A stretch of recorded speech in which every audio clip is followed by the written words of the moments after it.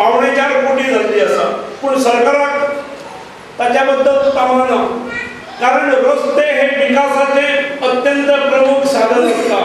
रस्त्यांची कनेक्टिव्हिटी ही विकासाच्या दृष्टीन अत्यंत महत्वाची असता आणि त्यामुळे रस्तो म्हणजे केवळ 2 व्हीलरा खातीर रस्तो म्हणजे केवळ गाडी शिरपा खातीर रस्तो अशें आसचें न्हय। रस्ते हे बरे रुंद आसूंक जाय, तरच त्या रस्त्या वयल्यान विकास चलतलो। विकास हो रस्त्या वयल्यान चलता आणि रस्तो जर नसा जाल्यार त्या भागात विकास जायना। आणि त्यामुळे तुम्ही मागणी न केले म्हणजे ठाणे जांभळी कडले आसात किंवा ठाणे चोरले रस्तो तेवूय रस्ते, पण रस्त्याच्या बाजू घर बांदप म्हणजे आपण विकासात अडथळो हाडटा। जो विकास ह्या 5 वर्षांत 10 वर्षांत 15 वर्षांत फुडल्या 25 वर्षांत जावंलो त्या विकासात आपल्यामुळे अडथळो येवंक जायना।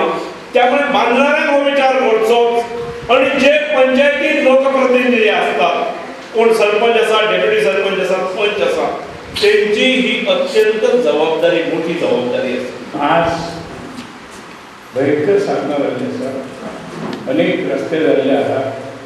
आता नवो रस्तो मुख्यमंत्र्यांनी फुडें घेतला। म्हाका इतकेंच सांगपाचें आसा की हो बऱ्या भशेन वचो न्ही फुडें, कित्याक आज NGOs खूब जाल्ले आसा। मदींच काय तरी केलां, एनवायरमेंट, पर्यावरण, एक झाड लावपाक तरी नको, परंतु पर्यावरण आदी जाता अशी परिस्थिती। बरें काम आसा कित्याक करपाचो? लोकांक काम, धंदो, नोकरी, उद्योग धंदे येवंक जाय अशा ह्या हेका आमचो सहज पाठिंबो आसा। जवळजवळ Saleli to Valpoi 7 kilometre, Valpoi to म्हाका झरम्या 7 किलोमीटर आणि आमच्या गावात 4 किलोमीटर।